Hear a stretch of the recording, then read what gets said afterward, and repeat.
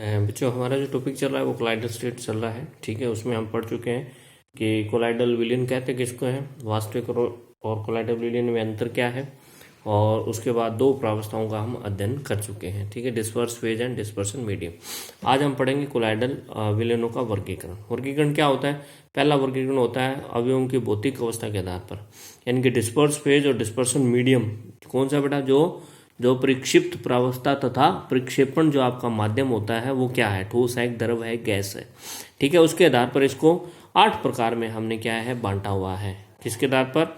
आपका कौन सा बेटा? वितरित प्रावस्था का मतलब ये हो गया आपका कौन सी? परिक्षिप्त प्रावस्था हो गई, और ये आपका प्रक्षेपण माध्यम हो गया। ठीक है, तो इसको 8 प्रकार में बांटते हैं। 8 में सबसे पहला हो गया आपका प्रक्षिप्त प्रावस्था है, जो आपका प्रक्षिप्त प्रावस्था या डिस्पर्स फेज अगर गैस हो, और ये आपका माध्यम जो है डिस्पर्सन मीडियम जो है वो क्या हो? द्रव हो। यानी कि गैस किस में है? द्रव में। जब गैस जो होती है वो द्रव में घुलती है तो क्या बनता है? उसको, उस विलयन को क्या बोलते हैं? झाग बोलते हैं। तो एक साबुन का विलयन इसका उदाहरण हो गया। दूसरा होगा गैस जो है वो ठोस के अंदर हो, यानी कि गैस कम मात्रा में और ठोस ज़्यादा में हो, क्योंकि ये माध्यम है। तो इसको क्या बोलेंगे? ठोस फॉर्म बोलेंगे। तो ये इसमें एक एक दो आपने एग्जाम्पल याद रखने हैं, जैसे आपका प्यूमिस पत्थर हो गया, रबड़ हो गया, स्टाइरिन फोम हो गया। तीसरा हमारा कौन सा है? द्रव। वो किस में हो? माध्यम कौन सा हो? गैस के अंदर हो, यानी कि द्रव कम मात्रा में हो और गैस क्या हो? अधिक मात्रा में हो। तो इसको क्या बोलते हैं? जहाँ पे गैस आएगी उसको एरोसोल बोलते हैं, वायु सोल बोलते हैं, जैसे कोहरा हो गया, बादल हो गया। ठीक है, फिर चौथा प्रकार हो गया द्रव। द्रव में तो इसको क्या बोलते हैं? इमल्शन या पायस बोलते हैं। ये नाम याद रखने हैं, इमल्शन या पायस बोलते हैं। जैसे दूध हो गया, ठीक है, इमल्सीकृत तेल हो गया। फिर हमारा पांचवा क्या है? द्रव ठोस में हो। द्रव किस में हो? ठोस में हो। ठीक है, तो इसको क्या बोलते हैं भाई? जब कोई भी ठोस में अगर आप द्रव मिलाओगे तो क्या बनेगी? जेल बनती है ना। जैसे पनीर हो गया, मक्खन हो गया, मक्खन हो गया, बूट पॉलिश हो गया, ये सारी इसके अंदर आ गई। तीसरा छठा हो गया ठोस किस में है? गैस के अंदर है। तो इसको जहाँ भी गैस शब्द आ गया वहां पे क्या आ गया? वायु सोल आता है। गैस जहाँ भी आए इसको एरोसोल बोलते हैं। तो धुआं हो गया, धूल हो गया, ये हो गया। ठोस किस में है बेटा? द्रव में। तो क्या बन गया? सोल। ठीक है, क्या बना? सोल बना। ठीक है, तो इसके उदाहरण ये आपके उदाहरण हो गए इसके अंदर। ठोस द्रव में तो जितने भी मेटल है, मेटल के सोल बनाते हो ना, तो वो सारे के सारे इसके अंदर आ जाएंगे। फिर ठोस में हो तो इसको क्या बोलते हैं? ठोस सोल। तो लास्ट में हमें ध्यान रखना है द्रव द्रव नहीं होता। तो मेनली हमें ध्यान रखना है कि डिस्पर्स फेज जो है वो क्या हो सकती है? फेज जो हो सकती है वो तीनों हो सकती है। ठोस हो सकती है, द्रव हो सकती है, गैस हो सकती है। और माध्यम जो डिस्पर्सन मीडियम है, डीएम डिस्पर्सन मीडियम लिख रहा हूं, वो भी क्या हो सकता है बेटा? ठोस हो सकता है, द्रव हो सकता है, गैस हो सकती है। लेकिन आपने ये ध्यान में रखना है, गैस और गैस भी डिस्पर्स फेज जो है प्रक्षिप्त प्रावस्था अगर गैस हो, और प्रक्षेपण माध्यम जो है आपका कौन सा बेटा? इसके अंदर प्रक्षेपण माध्यम भी गैस हो, ये कभी भी कोलाइडल विलयन नहीं बनाते, क्योंकि इनका जो विलयन होता है वो हमेशा क्या होता है? समांगी विलयन होता है। ये आपने ध्यान में रखना है, ये कभी भी कोलाइडल विलयन नहीं बनाते। अगर दो गैसें आपने ले ली, इसलिए कितने प्रकार का है? 8 प्रकार का है, 9 प्रकार का नहीं है। इसीलिए 8 प्रकार का है, क्योंकि गैस को गैस में करेंगे तो वो हमेशा समांगी विलयन होता है। वो क्या नहीं होता बेटा? वो कोलाइडल विलयन नहीं बनाता। गैस इन गैस, कोई भी दो गैस ले लो, ऑक्सीजन और नाइट्रोजन ले ली, तो वो हमेशा क्या होता है? समांगी है। भाई एयर है, एयर का एक मिश्रण है ना, बहुत सारी गैसें हैं जिसमें ऑक्सीजन भी है, नाइट्रोजन भी है, हाइड्रोजन भी है, बहुत सारी गैसेज है। तो लेकिन ये कभी भी समांगी, ये हमेशा क्या होता है? समांगी मिश्रण होता है। ठीक है, जबकि कोलाइडल विलयन हमारा क्या है बेटा? विषमांगी मिश्रण है। तो ये आपने ध्यान में रखना है कि गैस में विलय होगी तो वो हमेशा समांगी विलयन होता है, वो कभी भी कोलाइडल विलयन नहीं होता। ये आपने ध्यान में रखना है। इसीलिए कितने प्रकार का है? टोटल 8 प्रकार का होता है। तो हम दूसरा इसके अंदर पढ़ेंगे बेटा, किसमें? दूसरा हमारा टाइप है कौन सा है? दूसरा टाइप है ये प्रकृति के आधार पर, वितरण माध्यम की प्रकृति के आधार पर, कि हम जो आपका डिस्पर्सन मीडियम है, प्रक्षेपण माध्यम है, वो क्या है? हमने क्या लिया हुआ है? अभी जल लिया है तो उसको क्या बोल देंगे? वितरण माध्यम अगर आपका क्या है? जल है तो उसको हाइड्रोसोल बोल देंगे, जल को हाइड्रो बोलते हैं। अगर वितरण माध्यम हमारा क्या है? अल्कोहल है तो एल्कोसोल बोल देंगे। अगर वितरण माध्यम बेंजीन है तो उसको क्या नाम दे देंगे? उस कोलाइडल विलयन को बेंजोसोल बोल देंगे।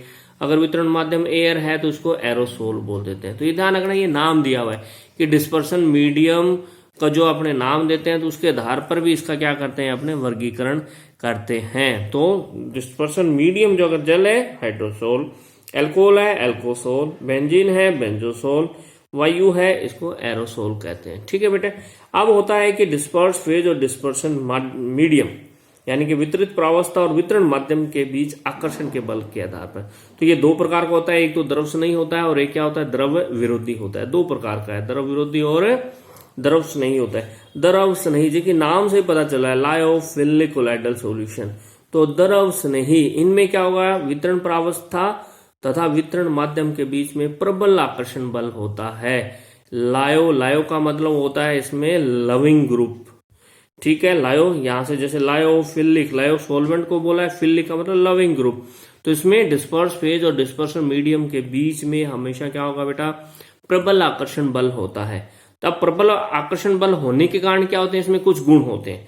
तो पहला तो क्या होता है, इसके अंदर इनको कैसे बनाएंगे भी, अगर प्रबल आकर्षण बल है तो इन दोनों को आपस में मिला दो, डिस्पर्स फेज और डिस्पर्सन मीडियम को आप अगर अपने मिला दें तो मिला के इस विलियन को, कौन से द्रव स्नेही कोलाइडल विलियन को आप आसानी से बना सकते हैं, पहली चीज। दूसरा होता है ये हमेशा क्या होता है बेटा, स्थायी होते हैं। तीसरा ये होता है कि ये आसानी से स्कंदित नहीं होते क्योंकि प्रबल आकर्षण बल है। ठीक है, तो अतः इनको अगर स्कंदित करना है या तो इनको गर्म करो या इसमें क्या मिला दो, विद्युत अपघट्य मिला दो। तीसरा होता है ये अनुत्क्रमणीय होते हैं। अनुत्क्रमणीय का मतलब आप वापिस से हम इनको क्या बना सकते हैं, या कि वापिस में डिस्पर्स फेज और डिस्पर्सन मीडियम में इसको अपने पृथक पृथक कर सकते हैं। तो ये क्या होते हैं, उत्क्रमणीय होते हैं। ठीक है, तो ये इसके मेनली क्या होते हैं, 3-4 गुण होते हैं। पहले तो इसको कैसे बना सकते हैं, दोनों को आपस में मिला दीजिए, डिस्पर्स फेज और डिस्पर्सन मीडियम को। दूसरा ये स्थायी होते हैं, फिर इनका स्कंदन नहीं होता और ये उत्क्रमणीय होते हैं। जैसे गम हो गया, स्टार्च हो गया, जिलेटिन हो गया, ये सारे उदाहरण किसमें आते हैं, जैसे प्रोटीन का दिया हुआ है, इसके साथ साथ क्या होता है बेटा, इसके अंदर गम का हो गया, गम हो गया, स्टार्च हो गया, जिलेटिन हो गया। इन सब का कोलाइडल विलियन हमेशा क्या होता है, द्रव स्नेही कोलाइडल या लायोफिलिक होता है। उसके बाद होता है द्रव विरोधी या लायोफोबिक। ठीक है, जैसे होता है ना, एक बीमारी होती है हाइड्रोफोबिया, है ना, हाइड्रो का मतलब वाटर, फोबिया का मतलब डर लगता है उससे। अर्थात इसमें वितरित प्रावस्था और वितरण माध्यम के बीच में कोई आकर्षण नहीं होता या बहुत ही कम आकर्षण होता है, या अपने कह सकते हैं प्रतिकर्षण होता है। तो उसको अपने क्या कहेंगे, द्रव विरोधी कोलाइड कहेंगे। जब कोई आकर्षण ही नहीं हो रहा, इसका मतलब क्या हुआ, इनको बनाने के लिए क्या होगा बेटा, इनको बनाने के लिए विशिष्ट विधियां यूज की जाती है। ठीक है, तो इनको हम सीधा नहीं बना सकते, ये क्या ये लिखा हुआ है, इनको सीधे मिलाने से प्राप्त नहीं होता। अतः इनके लिए हम क्या करते हैं, विशिष्ट विधियों का प्रयोग करते हैं। चूंकि कोई आकर्षण नहीं है तो ये क्या होंगे, अस्थायी होते हैं। पहली चीज, आसानी से क्या हो जाएंगे बेटे, ये स्कंदित हो जाएंगे। अतः इनको संग्रहित करने के लिए इसमें क्या मिलाते हैं, स्थायी कारक मिलाते हैं, इसी के तरह से स्कंदित हो जाते हैं। अनुत्क्रमणीय होते हैं। तो जितने भी धातु हैं, सल्फाइड हैं या उनके ऑक्साइड हैं, उनके जो विलियन होते हैं, उनके जो कोलाइडल विलियन होते हैं, वो सारे के सारे क्या होते हैं, द्रव विरोधी होते हैं। जितने भी धातु, कोई भी आपको धातु याद आ जाए तो उसका जो अगर आप विलियन बनाओगे तो वो आपका क्या होता है, वो क्या होता है बेटा, इसके अंदर ये आपका द्रव विरोधी कोलाइडल विलियन होता है। अब इसमें क्या कहता है कि इसकी तुलना दे दी, कणों का आकार द्रव स्नेही में वास्तविक विलयन के कणों से थोड़े बड़े होंगे, ये झुंड के रूप में होंगे। विद्युत अपघट्य का प्रभाव, अगर कम मात्रा में मिलाओगे तो कोई प्रभाव नहीं पड़ेगा, ज्यादा मिलाने पे स्कंदित हो जाएंगे। ये थोड़ी सी मात्रा में मिलाने पे क्या हो जाते हैं, स्कंदित हो जाते हैं। तीसरा है इसके अंदर बेटा इसकी प्रकृति, क्या है इसकी प्रकृति ये क्या होते हैं, उत्क्रमणीय होते हैं, ये क्या होते हैं, अनुत्क्रमणीय होते हैं।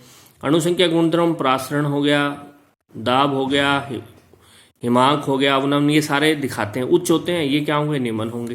ये टिंडल प्रभाव तो दोनों ही करेंगे, लेकिन ये कम स्पष्ट से मिलेंगे, ये अधिक अच्छे से हमको पता चलता है। तीसरा हो गया विद्युत कण संचालन, तो ये तो दोनों ही करेंगे, है ना, दोनों ही करते हैं। ज्यादा इसमें, हालांकि इसमें लिखा है कठिनाई से करते हैं, लेकिन विद्युत कण संचालन दोनों ही करते हैं। फिर आपका हो गया शांता, इनकी शांता हमेशा जल से ज्यादा होगी, इनकी जल के लगभग बराबर होगी। पर्श तनाव, इनका जल से कम होता है, इनका पर्श तनाव बराबर होता है। आवेश में क्या है, इन कणों का आवेश विलयन की पीएच पर निर्भर करता है, शून्य भी होता है। इनमें कोई न कोई आवेश होगा, धन होगा या ऋण आवेश होता है। ठीक है बेटे, तो ये मेन आपने क्या कर ले हैं, आप इसका याद कर लीजिए कि कितने आपके इसके अंदर क्या क्या इसके अंदर अंतर है। ठीक है, उसके बाद में हमारा तीसरा जो प्रकार है उसको हम क्या बोलते हैं, बहु अणुक कोलाइडल विलयन, मल्टी मोलिकुलर कोलाइडल विलयन। मल्टी मोलिकुलर, मल्टी या बहु अणुक, बहुत सारे अणु जिनका व्यास छोटा होता है वो आपस में मिलकर क्या बना देते हैं, कोलाइडल विलयन बना देते हैं। तो इन विलयनों में कोलाइडी कण है ना बेटा, इन विलयनों में क्या है आपका, कोलाइडी कण कई परमाणु या अणुओं के झुंड या समूह के रूप में होते, जिनका व्यास क्या है 100 पिकोमीटर से कम होता है। ये आपस में वंडरवाल बल द्वारा आकर्षित रहते हैं। मैंने बताया कि बहु अणुक कोलाइडल विलयन यानी कि वे परमाणु या अणु जिनका व्यास ट्रू विलयन का होता है, वास्तविक विलयन का होता है, बहुत सारे अणु मिलकर। बहु अणु का मतलब यही है कि बहुत सारे अणु आपस में मिलकर एक झुंड बना देते हैं, जिनका व्यास क्या हो जाता है, कोलाइडल विलयन के कणों जितना व्यास हो जाता है। तो उसको आप क्या बोलते हो, बहु अणुक बोलते हैं। ठीक है, जैसे इसमें एक गंधक का याद रख लेना, गोल्ड का याद रख लेना। ठीक है, फिर आगे आपका आ गया मैक्रोमोलिकुलर कोलाइडल सॉल्यूशन या वृहद अणु कोलाइडल विलयन। वृहद का मतलब बिग साइज, बड़े आकार के कणों। ठीक है, इन विलयनों में कोलाइडी कणों के रूप में बड़े बड़े या वृहद अणु होते हैं, बड़े आकार के अणु होते हैं। ठीक है, और इनको घोलने पर ये इनका क्या बना देते हैं, कोलाइडल विलयन का निर्माण कर देते हैं। जैसे स्टार्च हो गया, सेलुलोज हो गया, प्रोटीन हो गया, पॉलीथीन हो गया, पॉलिएस्टर हो गया, नायलॉन हो गया, संश्लेषित रबड़ आदि, जिसमें बिग साइज पार्टिकल्स हो। ठीक है बेटा, बिग साइज पार्टिकल्स होते हैं और इनको क्या है, डिस्पर्शन मीडियम में हम घोलते हैं। घोलने से इसका क्या बन जाता है, कोलाइडल विलयन बन जाता है। तो इन्हें क्या बोलते हैं, वृहद अणु। ये सब कुछ नाम में लिखा, वृहद अणु कोलाइडल विलयन, यानी कि बड़े आकार के अणु जो डिस्पर्शन मीडियम में घुलकर कोलाइडल विलयन बनाते हैं, उसको अपने वृहद अणु कहते हैं। और दूसरा हमारा नेक्स्ट कौन सा है, बहु अणु, यानी कि छोटे आकार के अणु जो आपस में इकट्ठे होकर, बहु अणुक, आपस में इकट्ठे होकर क्या बना देते हैं, कोलाइडल विलयन बना देते हैं। तो ये तो हमारा हो गया कौन सा बेटा, सारे प्रकार हो गए।